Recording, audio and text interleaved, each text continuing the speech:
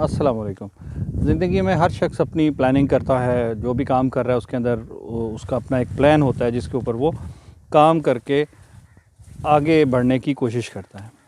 तो प्लानिंग का बहुत अहम रोल है और ये बड़ी अहम बात है कि अगर आप किसी कामयाब शख्स को देखते हैं तो उसकी ज़िंदगी में प्लानिंग का बहुत अहम रोल होता है।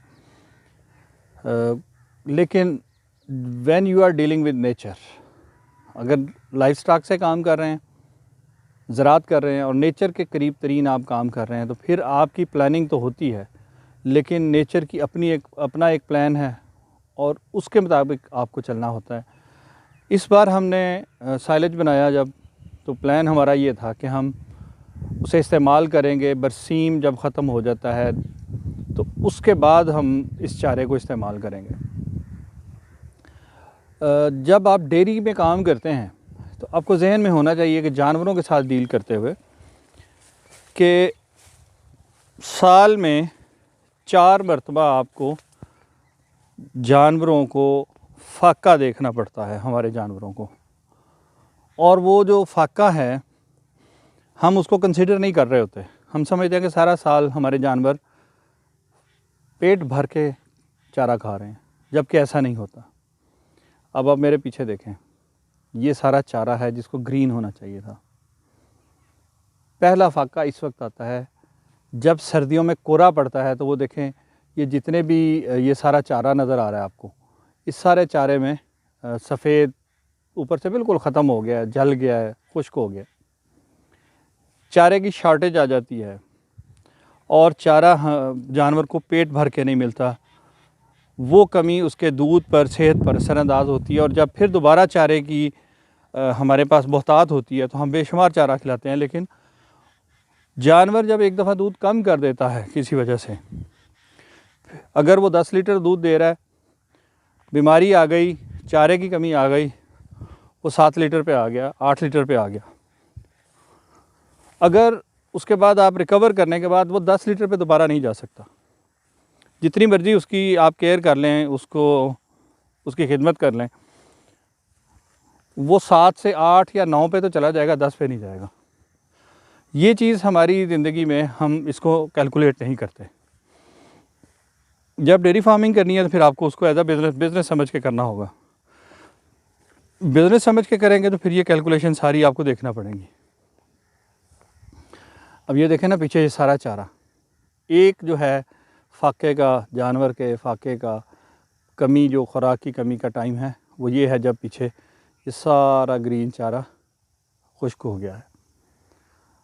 दूसरा, जब बरसात होती है जुलाई में, जब बरसात होती है तो फिर उस वक्त चारा, बारिशें इतनी होती हैं, पानी खड़ा होता है कि आप चारा काट नहीं सकते। फ्रेश फॉडर जो है उसको काट के लाने का मसला हो जाता है, जिसके लिए फिर हम कुछ और इंतज़ाम करते हैं। तीसरा वक्त होता है जब बरसीम का चारा ख़त्म हो रहा है और चरी जो है, जिसको जवार उर्दू में कहते हैं, चरी जो है वो स्टार्ट होती है। तो उस वक्त तीसरा वक्त होता है कि जब वो चेंज हो रहा है, एक चारा ख़त्म हो रहा है, वो ख़त्म हो गया और उसके ख़त्म होने के बाद खेत खाली हुआ, किसी के पास एक्स्ट्रा जगह है तो उसने लगा दिया है, लेकिन फिर भी 15-20 दिन का गैप ऐसा आ जाता है कम से कम, जिसमें चारा ग्रीन फॉडर हमारे पास नहीं होता। इसी तरह वाइस वर्सा, हम जब चले जाते हैं, चरी ख़त्म हो रही है हमारी और फिर हमने बरसीम लगानी है सर्दी आने से पहले, तो वो भी एक ऐसा वक्त होता है जिसमें हमारे पास चारे की शार्टेज होती है। इस शार्टेज को हमारी देहाती ज़िंदगी में, देही ज़िंदगी में कैसे पूरा करते हैं कि हमारे यहाँ उसको कहा जाता है कि तूड़ी जो है, जो गंदम का स्ट्रॉ है, पीछे बचती है, उसको जमा करके रखते हैं। उसके बगैर जानवर रखना और उनको पालना नामुमकिन समझा जाता है।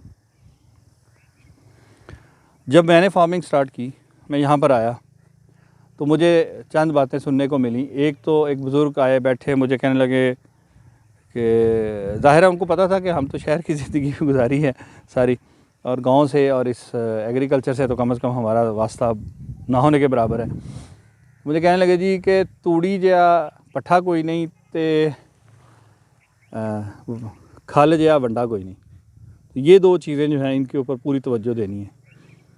तो हम डेयरी फार्मिंग की लाइफ में ना खल को कुछ समझते हैं ना तूड़ी को कुछ समझते हैं, और हमारी उसके बगैर गुजारा नहीं होता। खल तो अब हमने छोड़ दिया, लेकिन तूड़ी के बगैर गुजारा नहीं होता। ये हम इसको भी डिस्कस करेंगे कि इसमें असल में है क्या।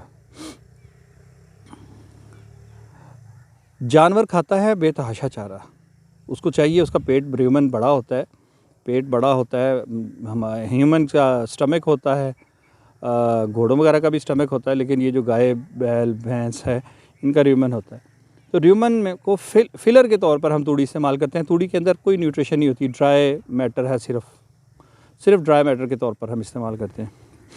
तो ये जो शार्टेज होती है हमारी चारे की, जब हम ये इस दौरान से गुज़रते हैं, तो फिर हमारा तरीक़ाकार ये होता है कि हम तूड़ी के ऊपर चोकर डाल के, खल डाल के, या जो भी ऐसी चीज़ें हैं, रोटियां लोग भिगो के वो डालते हैं, वो मिक्स करके उसको खिलाते हैं। क्योंकि खाली तूड़ी खुश्क जो है वो तो जानवर नहीं खा सकता, वो उसे खाई नहीं जाती। तो उसको अट्रैक्शन के लिए, उसके ऊपर को टेस्ट बनाने के लिए, या तो हम उसके ऊपर खल डालते हैं या रोटियां भिगो के वो मैश करते हैं, उसको हम कहते हैं गतावा करना।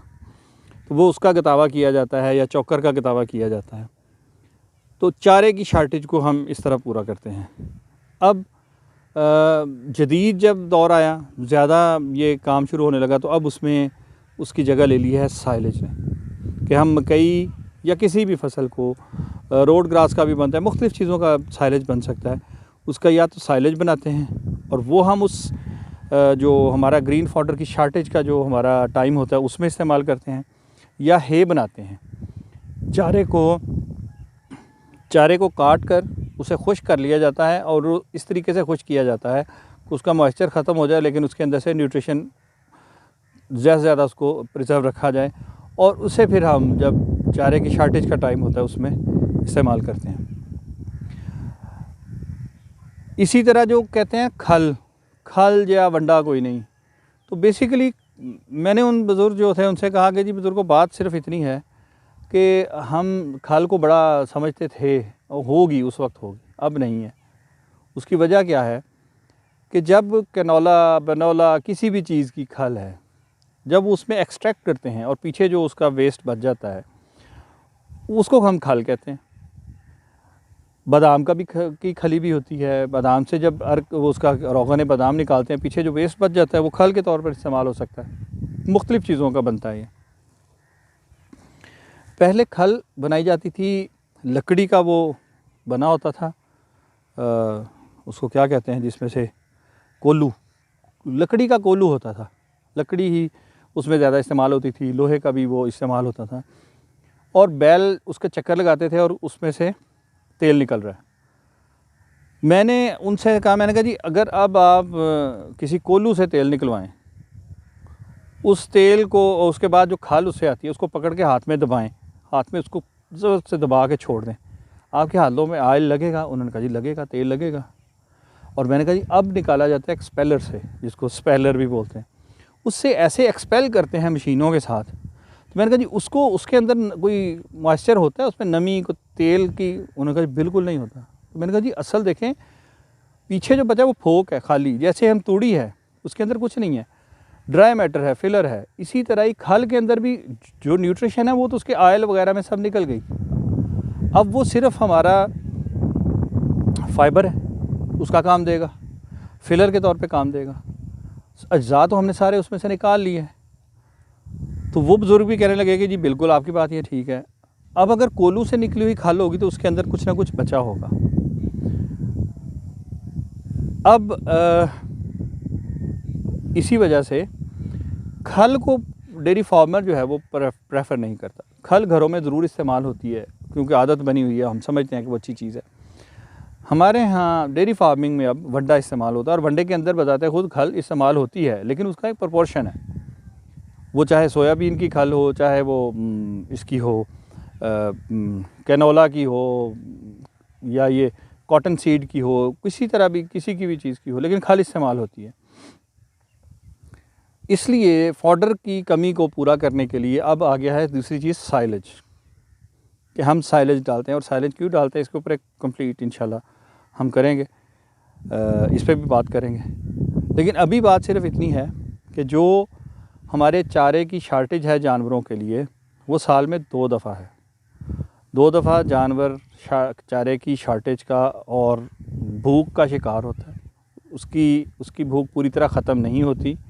हम समझते हैं कि हमने उसको चारा खिला दिया है, न्यूट्रिशन डेफिशिएंसी होती है उसे, और उससे उसकी सेहत भी मुतासर होती है और उसकी प्रोडक्शन भी मुतासर होती है।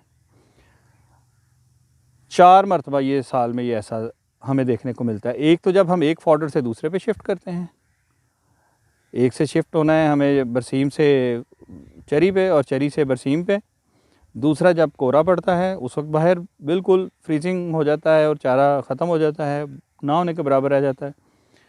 और चौथा है जब बारिशें होती हैं बरसात में और जगह जगह पानी खड़ा है और आप पाँव नहीं रख सकते खेत में, जब भी चारे का हसूल बड़ा मुश्किल हो जाता है।